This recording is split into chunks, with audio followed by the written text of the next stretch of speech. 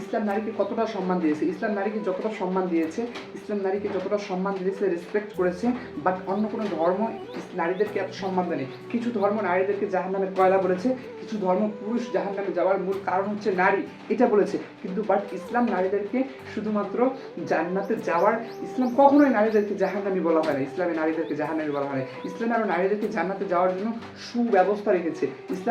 ইসলাম নারীদেরকে সুমর্যাদা দান করেছে। ইসলাম নারীদেরকে গাছে উঠাতে চায় না, ইসলাম নারীদেরকে ঘরের মধ্যে সুব্যবস্থায় রেখে লালিত পালিত করার ব্যবস্থা নিয়েছে। দেখেন, একজন নারী ছোট্টবেলায় একজন নারীর জিম্মেদার থাকে বাবা না থাকলে ভাই, এর যখন বিয়ে হয়ে যায় এরপর স্বামী যখন মারা যায় এরপর জিম্মাদার থাকে ছেলে সন্তান বা মেয়ে সন্তান, ছেলে সন্তান থাকে আর কি। যে দেখেন, তাদের কর্মব্যস্ত যাওয়ার মতো না গেলেই চলে, তাদের যাওয়াটা প্রয়োজন না, তাদের কামাই করে স্বামীদেরকে খাওয়ানো প্রয়োজন না, স্ত্রী কামাই করাটা প্রয়োজন না, অথচ স্বামীর প্রয়োজন, একজন পুরুষের আবশ্যক যে তার স্ত্রীকে খাওয়াতেই হবে। এটা ইসলামের শরিয়ত অনুযায়ী, এটা শরিয়ার হুকুম এটা।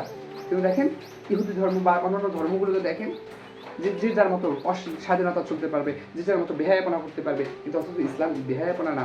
ইসলাম একটা মানুষকে একটা খাবার দেখবেন, একটা ছোলা বুট দেখবেন যে রাস্তার মধ্যে বিক্রি করতেছে, খোলা অবস্থায় যদি বিক্রি করে, মাছি উড়ে বসবে, মৌমাছি বসে, বা অনেক কিছু বসে না, অবশ্যই বসে। তো সুতরাং ইসলাম এই খোলা খাবারটা, ইসলাম খাবারকে খোলা বিক্রি করে না, ইসলাম প্যাকেটে খুব ব্র্যান্ড অনুযায়ী বিক্রি করে।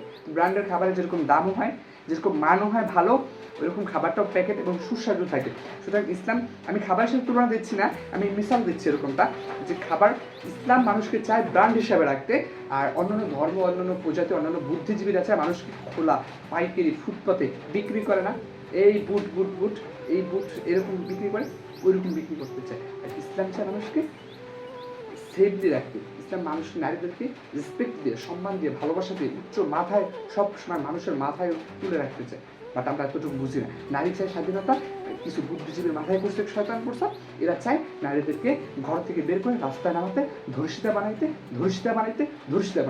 আর কিচ্ছু না। এদের মাথায় মুসলমানের সন্তানদেরকে, মুসলমানের নারীদেরকে, মুসলমানদের মাকে, মুসলমানের বোনকে ধর্ষিতা বানিয়ে যারোর সন্তান মুসলমানের ঘরে জন্ম দেওয়া দিতে চায়। এটা হচ্ছে ওদের পায়তারা, ওদের টেকনোলজি, ওদের পায়তারা, ওদের চক্রান্ত হচ্ছে এটা আমাদের বুঝতে হবে। আমাদের সময় থাকতে আমাদের বুঝতে হবে, আমাদের সময় ফুরিয়ে গেলে আমরা বুঝতে পারবো না।